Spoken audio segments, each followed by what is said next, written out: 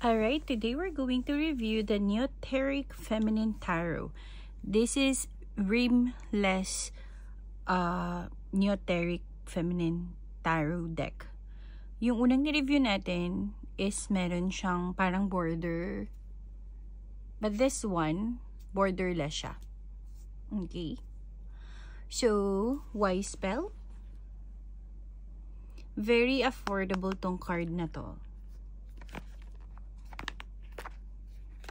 Marami akong stock nito sa Shopee. So, you could check my Shopee. MCTM group of companies. Alright, by Y spell siya. Let's see kung ano ang kaibahan. So, halos same lang din yung kanyang guidebook. Colored. May reverse meaning, upright meaning. Meron din siyang keywords, career, love, and finances meaning. Kompleto. Ayan. Yung unang ni-review natin is may mga meaning na siya sa ilalim. Reverse at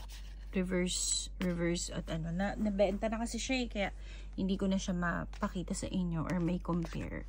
So, ito yung extra card niya. Parang download the gift here. Ganyan.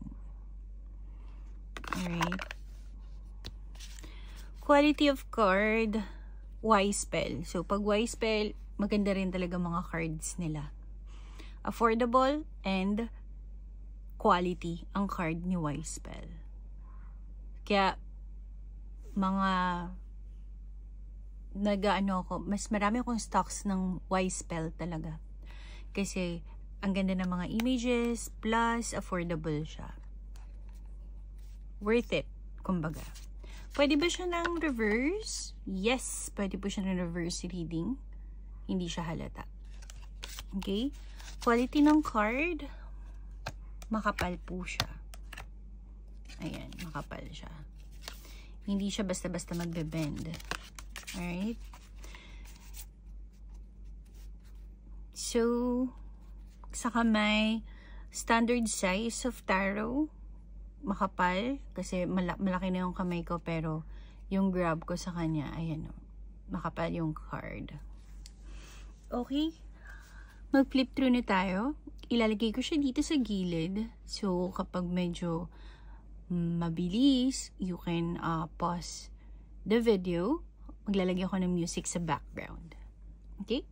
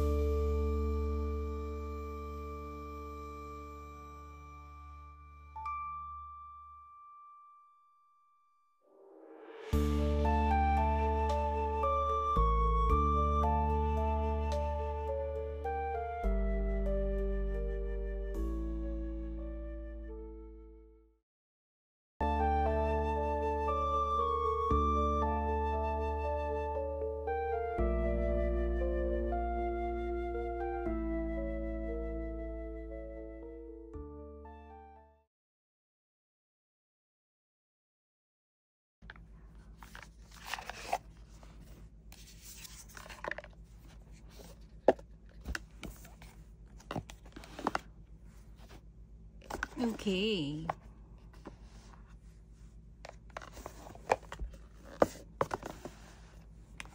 So, i-try natin siyang i-shuffle, no? This way. Ang sarap niya i-shuffle. Ang sarap niya sa kamay. Meron akong ano nito, copy. Akin to, tong copy na to. Hindi pwedeng wala ako nito. Ang ganda niya eh. Ayun.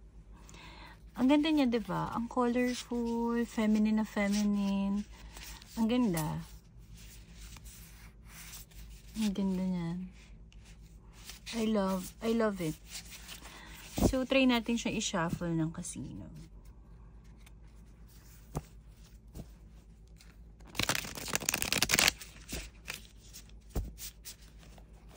Ganyan siya.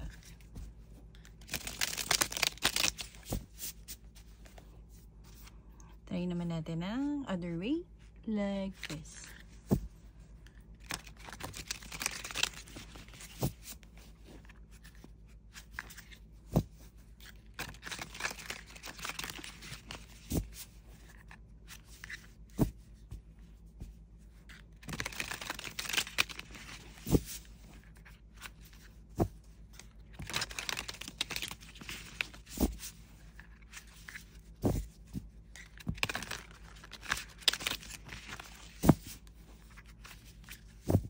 Napasarap naman yun.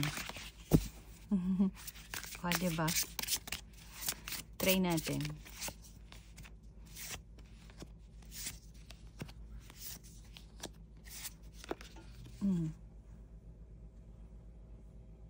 Ganda. No?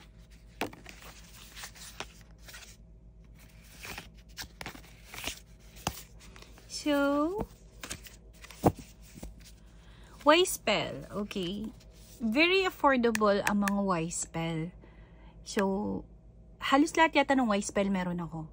So, ang ganda ng Y-Spell.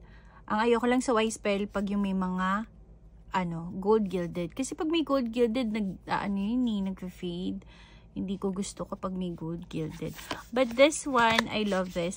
Compare dun sa isa ha, kasi meron ako ni-review na isa, nabili na nga lang siya. May border siya. This one is borderless. Ayan, ang ganda niya. I love it. For me, this is 10 out of 10. Why?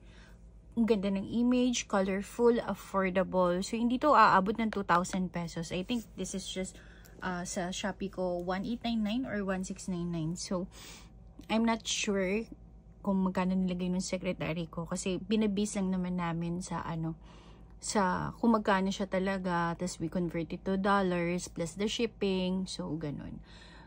Ayun. So, this one is 10 out of 10. I love it. So, kung mahilig kayo sa colorful na tarot, you can, makaka-resonate kayo dito sa Neoteric Feminine Tarot. If you have any tarot, Oracle, or Lenormand in mind that you want me to review first, let me know. Baka available na siya. Unahin natin. If not, I'll do my best to find it for you. Okay? So, see you in my next video.